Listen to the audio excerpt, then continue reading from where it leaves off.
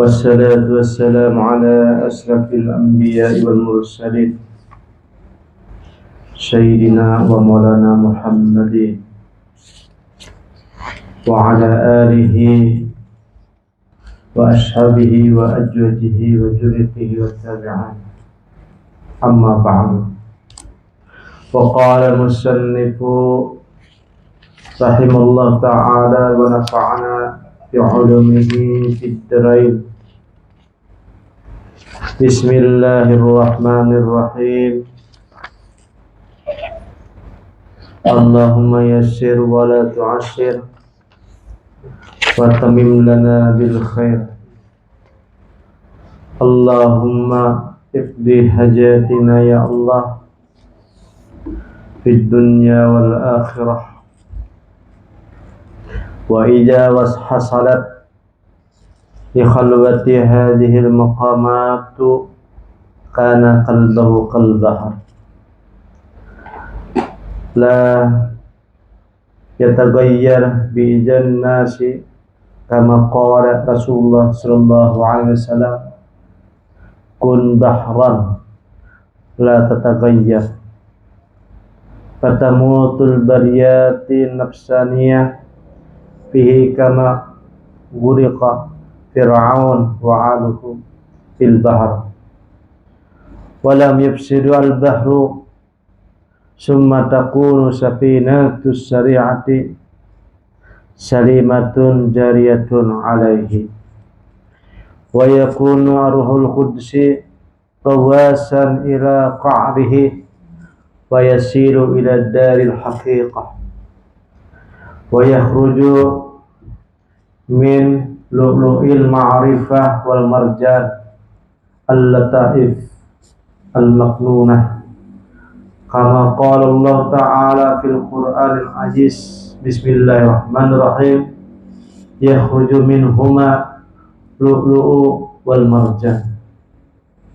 لأن هذا البحر حصل لمن جمع بحر الظاهر والباطن، فلا ينقص بعده الفساد في القلب، وتكون توبته ناصحا له وعمله نافعا، ولا يميل إلى مناهي قصدا، ويكون السهو والنسيان معفوا عنه بالاستغفار والندم إن شاء الله تعالى. الفصل 21 في بيان أوراد الخلوة. ينبغي للخلوة أن يأتي بالصوم إن استطاع، ويصلي الصلوات الخمس بالجماعة في المسجد بأوقاتها مع سنتها وشرائطها وأركانها لا على تأتين، ويصلي 12 ركعة بعد نصف الليل وثلثه بنية التهجد، كما قال الله تعالى: ومن الليل فتهجد به نافلة لك، كما قال الله تعالى: تتجافى جنوبهم عن المضاجع ila akhirih. Alhamdulillah, segala puji bagi Allah Subhanahu wa ta'ala, yang mana malam ini kita bisa berhadir dan alhamdulillah sehat seberkaan, dan mudah-mudahan hajat seberkaan dikabulkan oleh Allah Subhanahu wa ta'ala. Jadi semalam masih bercerita tentang khalwat. Kita ulangi sedikitlah tentang hasil daripada orang khalwat tadi. Karena setiap usaha pasti ada hasil. Setiap jalan pasti ada tujuan. Setiap perantara pasti ada maksud. Dalam bahasa Arab itu kan wasail dan maqasid. Wasail itu artinya perantara, maqasid itu artinya tujuan. Salah satunya perantara adalah ibadah tujuan. Perantara atau ibadah. Ilmu itu perantara. Ba'amal itu perantara. Amal zahir seperti sholat, zakat, puasa, berbuat baik, amar ma'ruf, nahi mungkar itu adalah perantara. Tujuannya adalah supaya sampai ke hati, yaitu ikhlas. Ikhlas ini pun ibaratnya juga perantara juga maksudnya. Supaya orang tersebut diterima oleh Allah Subhanahu wa ta'ala. Kalau sudah diterima oleh Allah Subhanahu wa ta'ala, ada waktunya yang disebut orang tersebut ditemui ataupun dibuka. Tukang buka ada datang mendatangi seorang tersebut. Yang disebut tukang buka tadi adalah tukang kunci. Tukang kuncinya tuh ada. Itu tujuan tuh.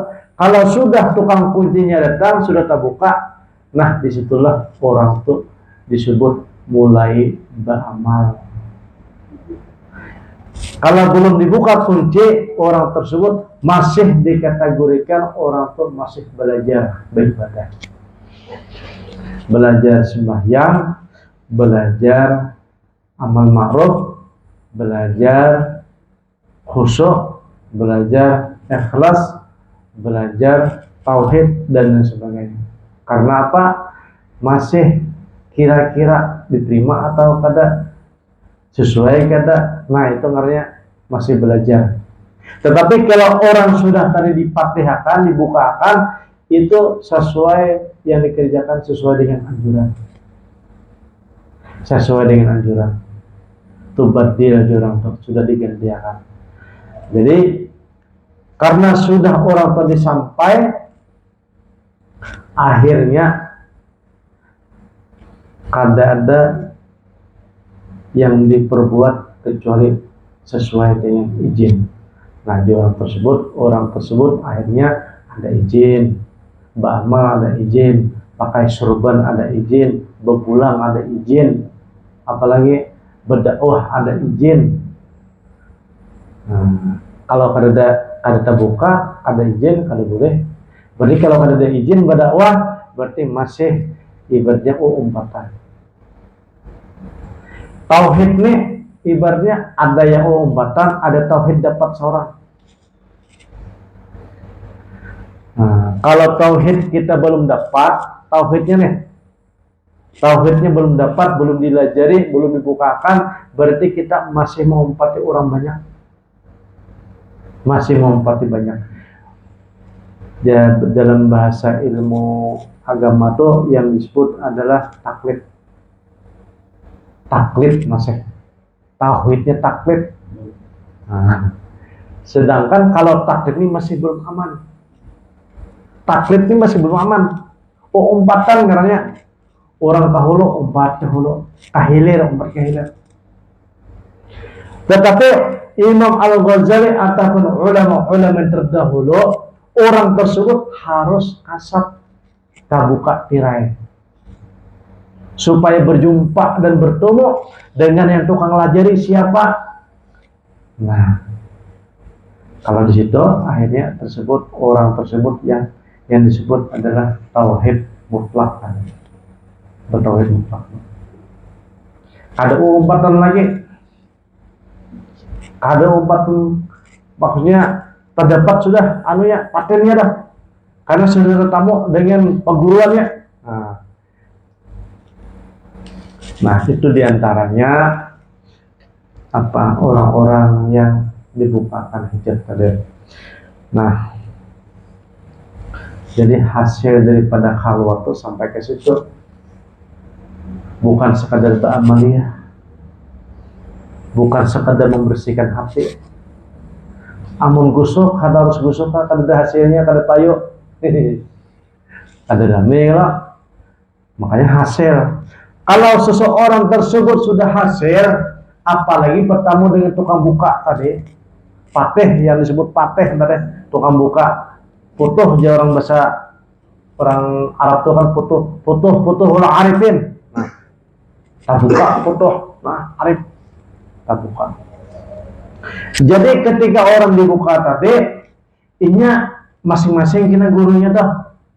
Siapa yang ibaratnya orang tersebut, apakah pada tuannya kah datang dulu yang sudah meninggal? Apakah orang tuanya kah dulu? Apakah wali yang halus kan dulu? Apakah wali yang gana halus? Sampai nanti yang tukang bukakan itu adalah Rasulullah Sallallahu Alaihi Wasallam. Nah, itu tujuan. Wa kulluna yarjul wusul li Muhammadin nabiyuna. Nah, itu sebutan orang ahli selawat itu tujuannya supaya sampai kepada siapa? Rasulullah Sallallahu Alaihi Wasallam. Karena kalau sudah hadir dalam hidup kita nih, damai sudah, siang sudah, kada perlu lagi lampu-lampu. Kullu baitin anta sakinuhu laisa muhtajan ila suruji. Apabila sudah Muhammad sallallahu alaihi wasallam ada di dalam diri kita, ada di dalam hidup kita, ada di dalam roh kita nih. Bangun guring berpamir sama Nabi Muhammad sallallahu alaihi wasallam. Ketika guring bermimpi lawan sirin, ketika di jalan ditegur oleh sirin, diarahkan beramal macam-macam, diarahkan tuh lah. Itu ujah dalam kitab terdahulu tuh bahwa cukup sirin itu sudah orang tetamu ini cukup sudah, ibaratnya tuh siang sudah, matahari sudah, ada perlu lagi dengan lampu di mata di siang hari. Nah, perlulah kita lampu lagi. Matahari sudah ganal, sudah terang sudah. Makanya ada seorang wali Allah Subhanahu wa Ta'ala, namanya adalah Imam Subli. Ketika beliau hendak sakaratul maut, ujah orang-orang di kiri kanan, ya Syekh ucapkan kalimat La ilaha illallah. Mujahidin, aku kada terpisah dengan itu. Jangan dilajari lagi. Aku kada terpisah lagi. Bahkan Hidin bersair, aku ini di hadapanku ini ada Rasulullah sudah melajari. Aku kada terpisah juga dengan Hidin.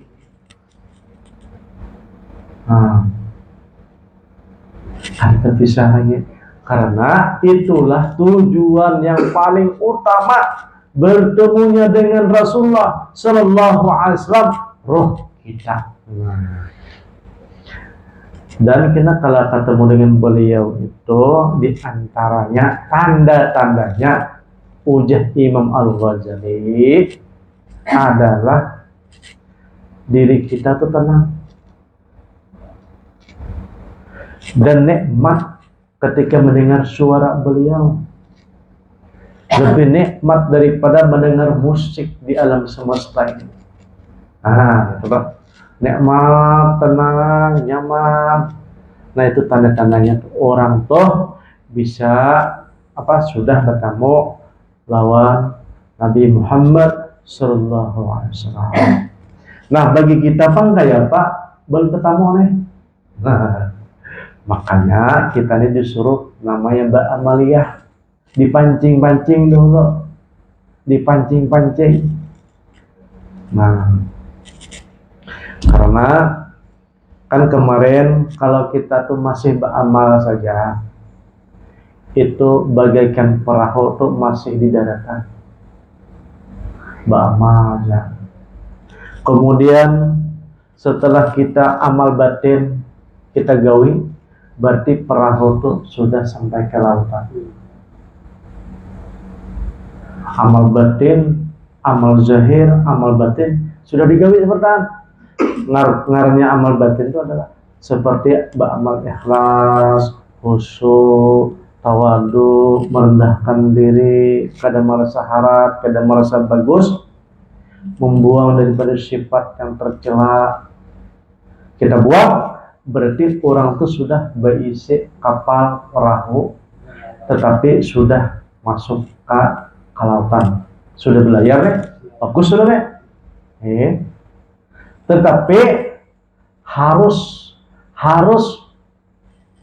punya kapalnya harus bisa berkunjung pulang. Nah, harus bisa berenang, karena syarat tujuan berisi kapal tadi apa tujuan? Yaitu mendapatkan mutiara. Ulama di sini Syekh Abdul Qadir Al-Jilani mengatakan maksudnya daripada orang tersebut bisa berenang yaitu rohnya hidup. Nah, rohnya hidup inilah yang disebut oleh ulama man arafa nafsahu faqad arafa rabbahu. Tapi masih jauh perjalanannya. Kenal dirinya ini adalah mengenal rohnya nih, bukan mengenal rohani ibaratnya secara ilmu lah. Ini ibaratnya ketika itu orang ini langsung seakan-akan berpandir lawan rohnya seorang. Bisa berpandir kan? Seakan-akan berpandir lawan dirinya sendiri gitu. Nah, ketika orang sudah kenal roh inilah, disinilah orang akan ketemu dengan roh-roh yang lain. Tanda-tandanya tak didatangi oleh arwahnya. Nah, arwah fulan bin fulan. Bahkan kalau orang tersebut sudah bisa berenang atau tadi yang disebut orang sudah mengenal rohnya tadi, ini adalah disebut juga orangnya kasab, terbuka tirai. Yang disebut orang ini masuk ke alam malakut namanya. Ini harus sampai ke sini nih. Harus sampai ke alam malakut. Kalau yang kita ini yang disebut adalah alam mulki ataupun alam syahadah. Kita ini alam syahadah aja ya. Seperti tentang azab kubur, siksa kubur, kenikmatan kubur. Orang hidup tuh bisa mengetahui kejadian tersebut apabila alam malakutnya terbuka. Nah, makanya orang hendak meninggal dunia itu tahu sedih.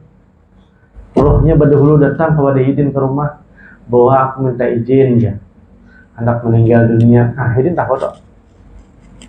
Atau ada orang hendak meninggal dunia tapi susah banget, apa keluhannya, Hidin tahu karena dibukakan alam malakutnya deh.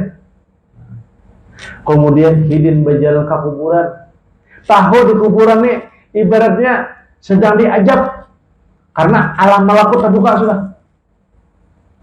Bahkan Hidin ini tahu bahwa si Fulan bin Fulan ini wali Allah karena alam malakutnya terbuka. Bahkan Hidin ini tahu bahwa si Fulan bin Fulan ini dengan kubur pangkat kewaliannya sampai di sini saja. Bahkan Hidin tahu bahwa seseorang ini pangkat kewaliannya adalah meliputi dan Hidin diizinkan di bidang apa gitu.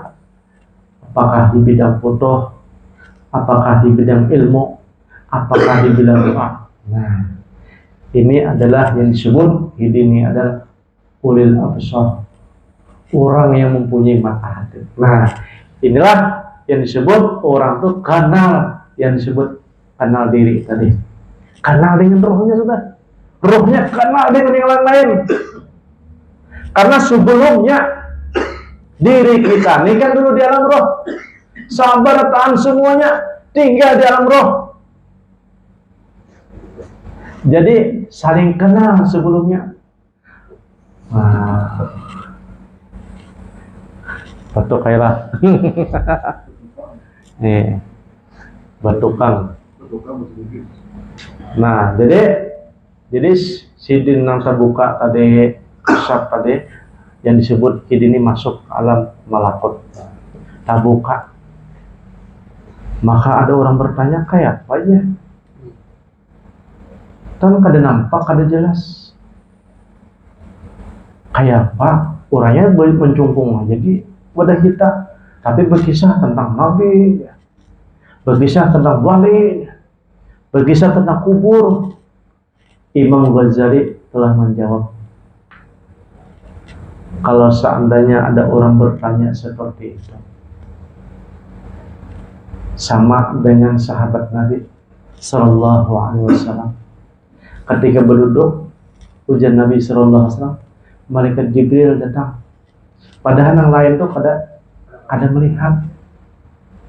Wahyu datang dihidir. Yang lain kada tahu. Nah, karena kada tahu dan kada melihat, sahabat Nabi ini percaya, maka disebut adalah beriman. Tapi kalau kada percaya, disebut adalah kafir. Nah begitu juga kalau ada orang dibukakan tentang rohaninya tadi yang seperti tadi itu, orangnya biasa-biasa aja, tapi sering berkisah, maka kita yang kada tahu nih, mak-imani. Kewajiban kita mak-imani. Karena apa? Bagaimana katanya? Kita hendak tahu dengan orang tersebut, sedangkan hati kita kada terbuka. Seperti mana orang yang sedang berkisah tentang bermimpi guring bersama-sama aja, tapi setelah bangun sadar berkisah, aku tadi malam ya tolak ke Makkah, kemudian ke Arafah, Madinah, kemudian makan kambing, gulai dan macam-macam. Ujian higa, padahal sampai di sini aja. Nah, itulah yang disebut namanya orang tersebut tulak ke alam malakut namanya. Nah, kalau kita tadi alam malakutnya kada terbuka, akhirnya di situ sini aja tahunya Palangkaraya, tahunya apa ada kampung-kampung kita aja, boleh ke pasar, ke rumah, pasar ke rumah, lu ada luas, perjalanannya apa? Kalau sidin tadi luas benar, dibukakan alam malakut. Alam malakut ini luar daripada dunia nih. Yang hidin layang tuh, yang hidin langkah tuh. Bisa ke kubur sekali-sekali hidin. Nah, bisa ke neraka sekali-sekali hidin. Bisa ke surga. Bisa bertemu beberapa nabi, beberapa malaikat. Nah, jadi luas benar. Kalau orang ini bisa berkunjung, sudah bisa berenang. Maksud tadi kan, berenang sudah, ada di kapal lagi, ada di apa? Ada di kapal lagi, bercabur sen, tenggelam sudah, masih mencari. Ini belum ketemu nih mutiaranya baru dibukakan kasab mereka. Nah, jadi orang tuh hendak bertemu Allah Subhanahu Wa Taala dengan catatan kasab dulu. Kalau kada kasab, kada kau ketemu dengan Allah Taala, itu syarat mutlak. Nah, syarat mutlak dulu. Dan kada kau kasab, kalau kada hatinya bersih, bening, mengkilat. Kayak apa? Jauh kita nih. Jauh benar Anda bertemu dengan Tuhan. Mana? Ngelatih berkunjungnya tuh, ngelatih berenangnya tuh. Nah. Dan tidak setiap orang yang bisa berenang menghasilkan daripada mutiara. Kasap aja sih dia, putuh saja, tapi putuhin ilmi aja, sampai di ilmu saja putuhnya. Kada putuh mubin, kada putuh mutlak.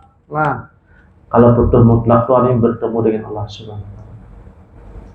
Mutlak tuh total, ketemu, paham perjalanan, paham bahasa. Nah, jadi kita sampai ke roh tadi tuh syaratnya kan dua. Yang pertama bersih zahir dan bersih batin. Bisi kapal diberangkatkan ke laut, timbang ke laut bisa berkunjung berenang. Nah, berenang tersebutlah adalah orang terkenal dengan rohnya. kenal dengan dirinya. Nah,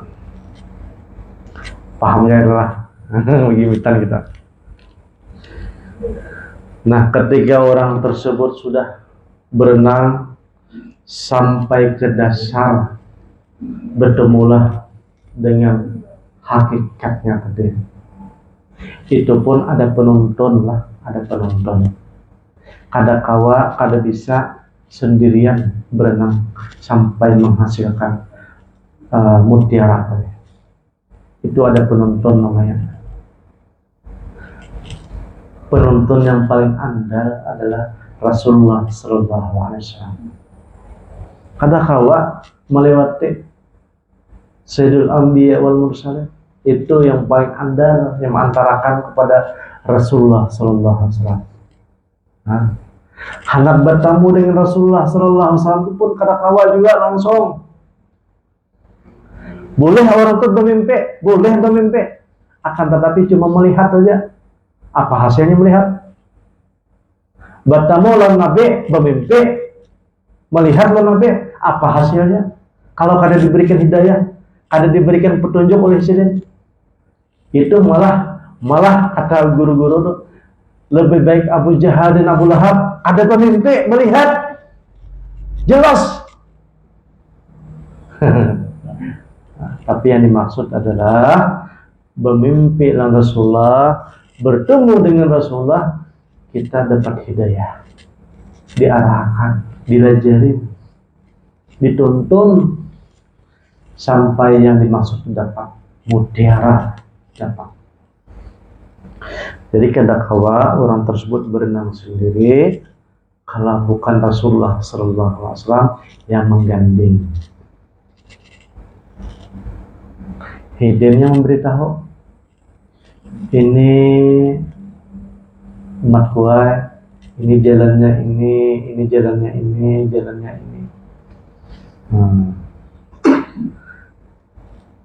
Tapi dengan catatan orang tersebut juga diserahkan dengan wali yang besar. Jadi saya terima itu perjalanan rohani kita nih. Si pulang ibaratnya sampai di wilayah sini saja. Si pulang sampai wilayah sini saja. Ada estafetnya itu. Ada kalau merebut tuh, kewilayahan masing-masing. Nah, ada masing-masing. Makanya biasanya orang yang menyerahkan kepada Rasulullah Sallallahu Alaihi Wasallam itu adalah pangkatnya sahibul wilayah. Kalau kada sahibul wilayah, pangkat kewaliannya kada bisa. Biasanya kan. Jadi sahibul wilayah itu ibaratnya kada terpisah, kada ada jarak lagi dengan Rasulullah Sallallahu Alaihi Wasallam.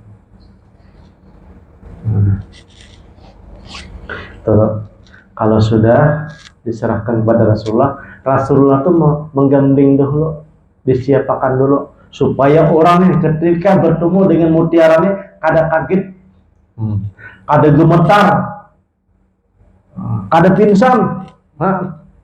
Apalagi ada juga kan orang saking cinta-cintanya kepada seseorang, ketika ditamuakan pingsan sih dia. Nah, ya bisa mati bakajut. Makanya perlunya ada guru penonton supaya jangan takajut. Nah, misalnya kita nih cinta pada Rasulullah Sallallahu Alaihi Wasallam kan, kemudian ditemukan non Rasulullah, gemetar kita kada mau pandir. Tapi kalau orang yang sudah digombleng ataupun dididik oleh orang yang sebelum-sebelumnya, itu ketika sampai kepada tujuan tenang-tenang saja sih.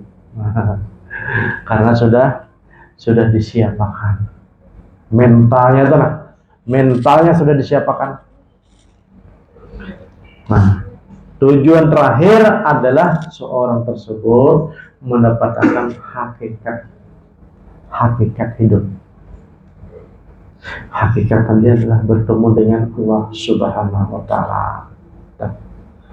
Kayak apa aja orang bertemu dengan Allah Ta'ala? Ini tidak kau dikisahkan, ngarangnya juga rahasia kan. Tetapi tulisannya ada bahwa orang tuh bertemu dengan Allah Ta'ala. Wa man liqa'i rabbih falyamal amal shalihah. Barang siapa hendak bertemu dengan Allah Ta'ala, Tuhan, beramal shalihah yang baik. Nah, jadi adapun di sini ujah Syekh Abdul Qadir Al-Jilani, orang-orang ketika dalam berkhalwat itu ada amaliyahnya. Nah, ini ada bamalah, ini pancingannya nih. Ini pancingan aja nih. Ada tujuan. Ya, ini bukannya kita meremehkan, ada ini pancingan. Nah, tujuan tadi adalah bertemu Rasulullah, bertemu Allah Ta'ala. Nah, itu tujuan tuh. Ibadat apa tadi? Ibadat memancing tadi. Tujuannya kan mendapat iwak. Umpan. Ya, jadi perlu pakai umpan. Perlu berjalan berusaha. Jadi diantaranya pancingannya adalah puasa sama punya. Puasa kita nih. Puasa tadi kan semalam ada puasa ada dua kalau. Ada puasa jahir, ada puasa batin. Puasa jahir, nampardo, lalu yang sunnah, dan digawi Rasulullah SAW. Yang batin adalah menahan hawa nafsu, seperti hendak marah, hendak emosi, hendak hasad, hendak takabur. Kita tahan, itu namanya puasa batin. Nah, yang kedua, wa yusalli sholatil jamaah khamsi jabil jamaah. Kemudian sholat jahir. Sholat jahir. Nah, 5 waktu kita harus jaga dengan berjamaah di masjid dengan awal waktu beserta sunnah dan syarat dan rukunnya. Nah, itu nang jahir. Yang batin sholatnya apa? La fa'ilun ilallah. Nah, dan hati. Kada ada gawian kecuali Allah Ta'ala. Nah, menggerakkan. Itu sholat batin. La'ala ta'lil. Dan juga kita menggawi sholat-sholat sunnah yang lain. Seperti mana sholat tahajud kita gawi. Karena bertahajud ini dikatakan oleh Allah Ta'ala, wa minallahi fatahajjat bihi nafilatallah. Maka bertahajudlah untuk menjadi gawian sunat. Nah, tatajafa junubuhum 'anil madaji'. Maka orang-orang terdahulu mereka merenggangkan daripada belakang daripada tempat tidur mereka untuk sholat. Karena salah satunya ketika sholat itu adalah belajar untuk berdialog dengan Tuhan. Berdialog tuh. Dari Al-Fatihah sampai salam itu berdialog. Belajar untuk berdialog. Nanti ada satu saat dialog yang sebujurnya berpandir kan, rame pada dalam Tuhan ya. Tapi di alam roh lah, rame panar dan nikmat panar. Ujah orang tuh lebih nikmat daripada yang lainnya. Apabila sudah berpandir lawan Tuhan. Tetapi roh aja yang bisa merasakan berpandir. Tetapi sebelum kita berpandir yang sebujurnya roh ini, kita harus belajar dulu berpandir dengan Tuhan. Kita hayati ketika sholat. Alhamdulillahirabbil alamin. Makanya kita harus tahu artinya. Paling kada garis besar. Supaya kita menikmati sedang aku alhamdulillah segala puji lillahi Allah Rabbil alamin, Tuhan semesta alam. Dihayati benar, tapi jangan diterjemahkan pula. Ketika sembahyang, batal kita sholat. Ar-Rahmanir Rahim, mempunyai sifat pengasih dan penyayang. Kita hayati benar artinya. Begini kita bapak sholat, makanya sholat tahajud itu banyak orang yang sunnahnya tuh kada berjamaah. Sepi-sepi orang gurunya istirahat, kemudian kita dibaca sambil dihayati. Nah, itu belajar cara berpandang Tuhan dulu yang dicontohkan oleh Rasulullah Sallallahu Alaihi Wasallam. Suatu ketika kalau kita dibukakan hijab oleh Allah Subhanahu Wa Taala, diantar oleh Rasulullah Sallallahu Alaihi Wasallam, kita akan berpandang tidak? Berpandang yang sebujuri. Makanya kan semalam itu kita sudah kisahkan, kalau sudah orang tersebut sudah bertemu dengan Tuhan, maka mendapatkan ayat namanya ayatul takwil. Mendapat Quran juga, tetapi Quran takwil namanya. Lain Quran 30 juz lain. Dan itu biasanya sesuai untuk kita seorang aja.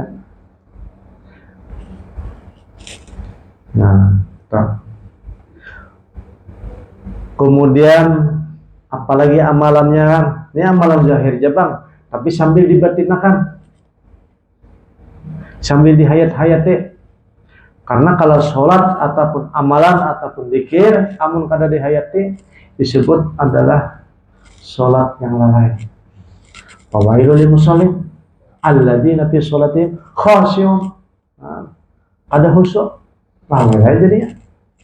Makanya orang yang sholat lalai ini biasanya udah dalam kitab tuh ibarat kain tuh dikirim ke langit.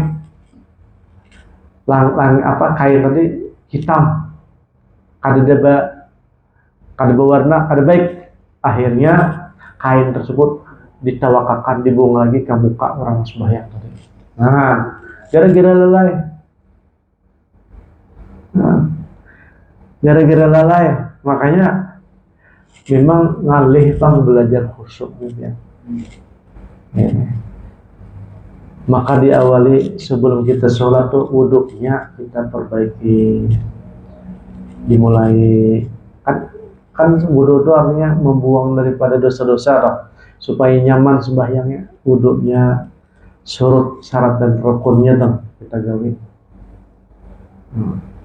Makanya perkara-perkara ini berhajat kepada menuntut ilmu, cara wudhu yang baik, rukun dan syaratnya. Berhajat kita tuh kepada mencari ilmu untuk memperbaiki daripada gawean yang zahir. Tujuan kita tadi kan sampai syarat dan rukunnya kita pada tagawe, akhirnya tak pahala akhirnya.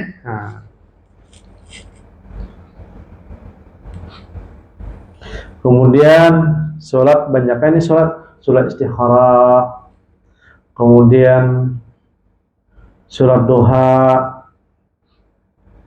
kemudian sholat sunat kafarat ya. Ini macam-macam ini. Kalau kita ikut tarekat itu banyak sholatnya dah. Tarekat Naqsabandiyah nanti sholat habis air wudhu, ambil air wudhu, sholat wudhu ada. Kemudian masuk masjid, sholat tahiyatul masjid. Kemudian sholat syukur ada. Sholat tobat ada. Sholat hajat ada. Jadi tergantung daripada siapa guruan kita, siapa mursyid kita, nama arahkan untuk sholat. Kemudian dan juga membaca Al-Quran juga. Kemudian kita berzikir.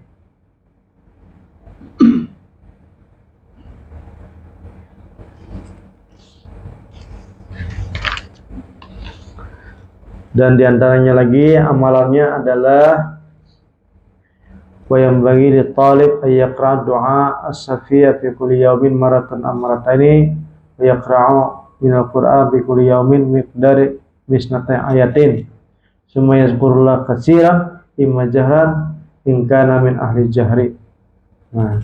Jadi banyak baca Quran dan banyak berdoa juga. Kemudian banyak berzikir.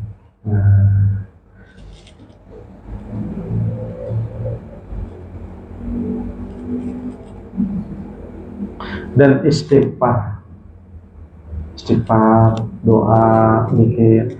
Walaupun kita di rumah seorangan pada Bapak, sambil memegang tasbih berzikir, sambil melihat TV berzikir, sambil melihat orang berjalan berzikir. Ada Bapak, kita pegang tasbih. Karena tujuannya adalah untuk membersih kita. Nah, istighfar. Nah, ini salah satu amalannya ketika kita hendak apa supaya bersih, atau ketika orang itu dalam berhalwat. Nah, dan lebih lagi adalah banyak-banyak kita tafakur. Malam itu tafakur, berpikir, murakabah. Murakabah ini kayak apa kan? Seakan-akan kita dilihati oleh Allah Ta'ala, diintai. Nah, itu. Kemudian ketika kita dalam berzikir, itu diusahakan khusyuk. Khusyuk itu arti kata sampai kita tuh ibaratnya taguringan.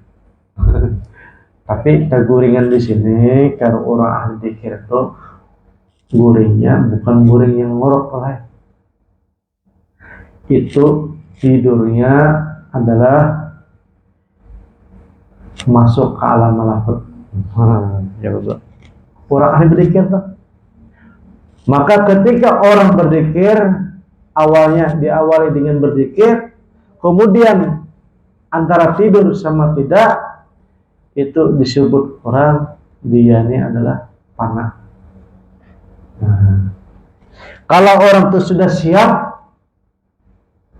untuk dimasukkan ke alam malakut, nah disitulah akan ketemu dengan perjalanan roh.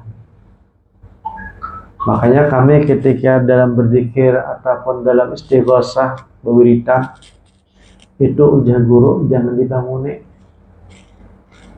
Jangan dibanguni karena dia sedang belajar. Nah, karena tidurnya orang mencari ilmu tadi dalam mimpi itu lebih kuat hafalannya dan lebih banyak waktunya dibanding dengan orang yang sadar nih. Misalnya kalau di dunia ini hanya sejam, dia bisa berpuluh-puluh tahun.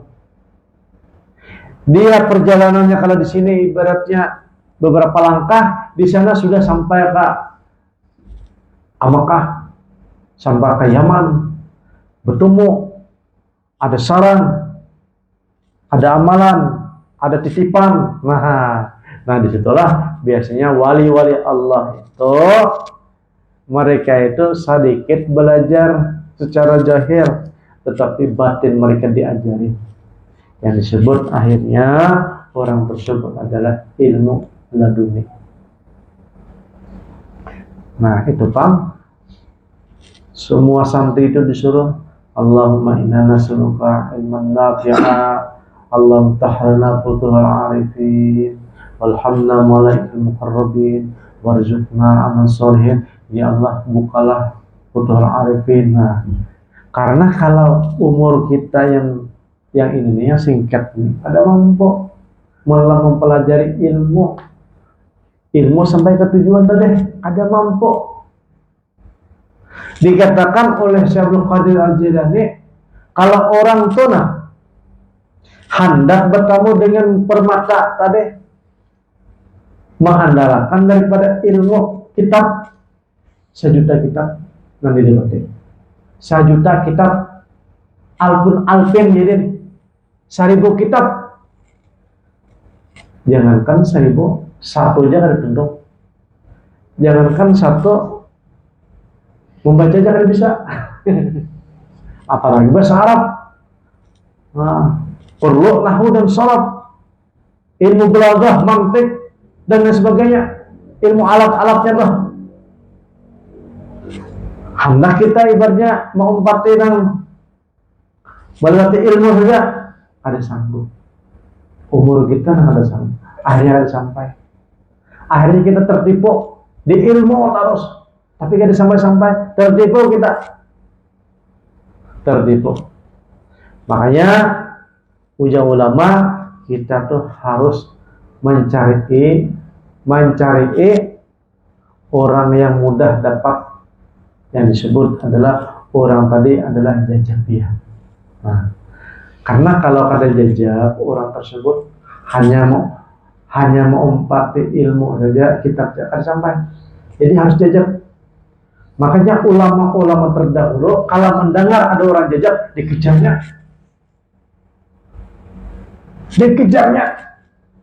Nah, kalau sekarang kalau ada orang-orang jajab, dipadahkan itu dari setan ataupun iblis.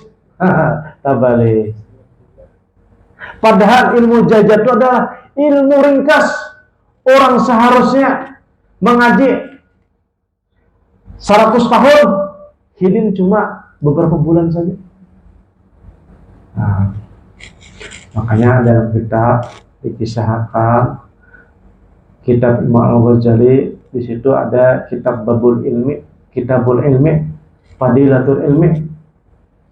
Di situ ini menceritakan ada tuan guru besar namanya Imam Malik di Madinah. Sidin ini alim besar, mufti besar. Bahkan ibaratnya Imam Syafi'i pun belajar sama beliau. Tapi beliau ini mendatangi orang mantan penjahat. Yang disebut mantan penjahat tadi adalah Ma'ruf al-Qarhi. Kemudian orang sekampungan, sekota Madinah geger. Kenapa aja tuan guru ini berguru lawan orang mantan penjahat? Kemudian beliau mengutarakan, sampean perlu tahu kenapa saya mendatangi Ma'ruf al-Qarhi, karena ilmunya itu langsung dari Allah. Maksudnya Sidin itu jajab. Kalau saya ini punya ilmu dari kitab, dari bulan bin bulan, banyak lewatnya, dan satu guru kemudian mengajarkan guru ke bawah, ke murid-muridnya, pahamnya itu berbeda. Tapi kalau Ma'ruf al-Qarhi tadi langsung dari Allah Ta'ala ilmunya, maka saya belajar dengan dia. Itu ada di kitab Fadilatul Ilmu, Imam Al-Ghazali mengisahkan. Sangat pentingnya tuh kita belajar dengan orang yang jajab. Karena kalau belajar dengan ahli ilmu saja, ada jajab, orang tersebut lawas hanya tentang mutiara nih. Sedangkan kita ini kan waktu umur singkat. Jadi harus mencari orang yang jajab.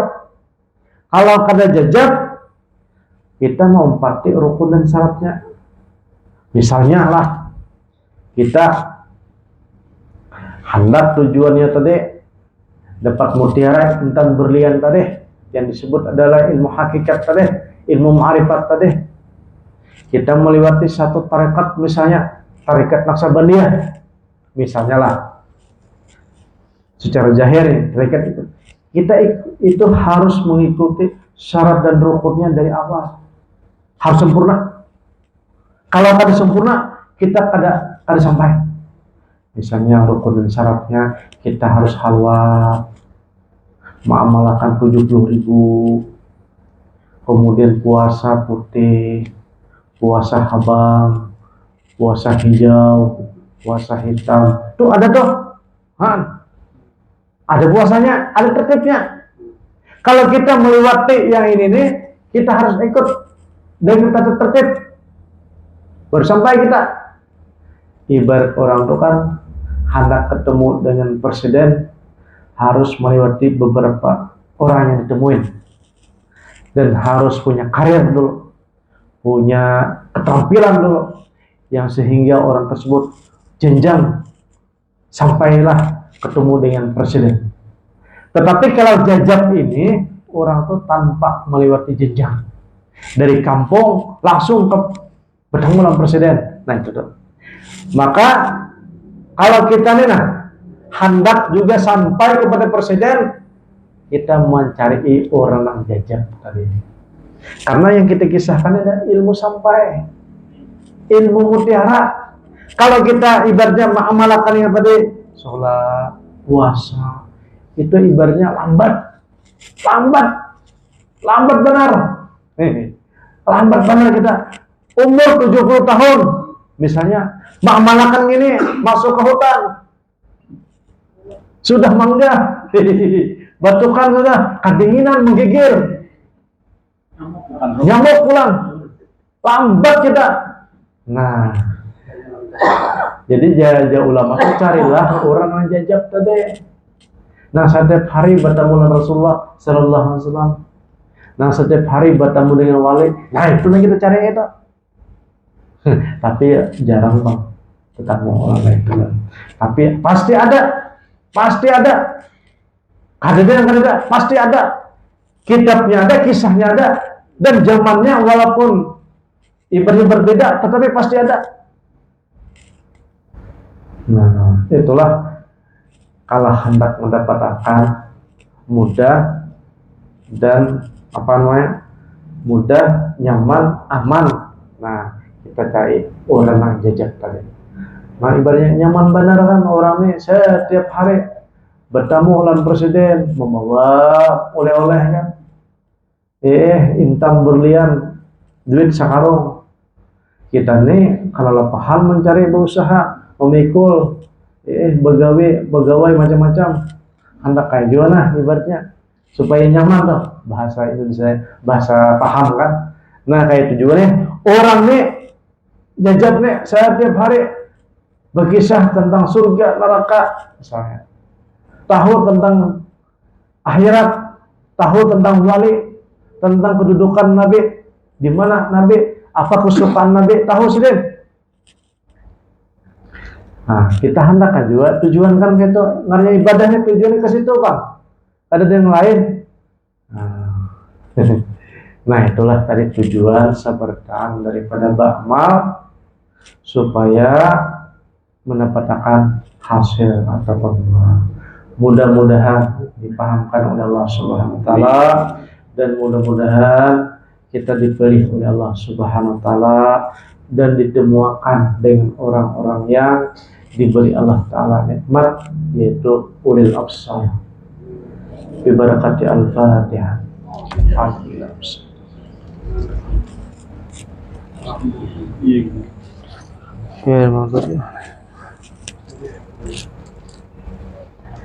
Bismillahirrahmanirrahim.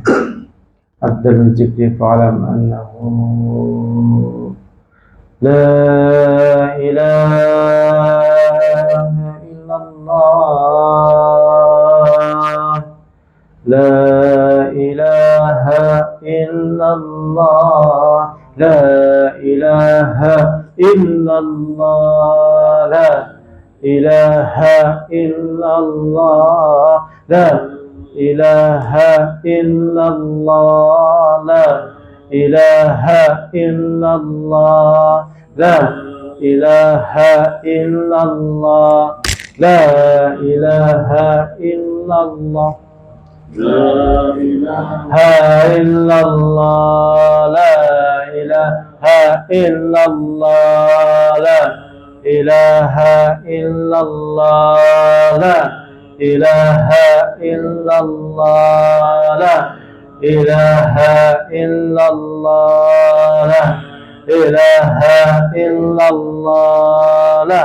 ilaha illallah, la ilaha illallah, la ilaha illallah, la ilaha illallah, la ilaha la ilaha illallah, la ilaha illallah, la la ilaha illallah, la ilaha la ilaha illallah, la la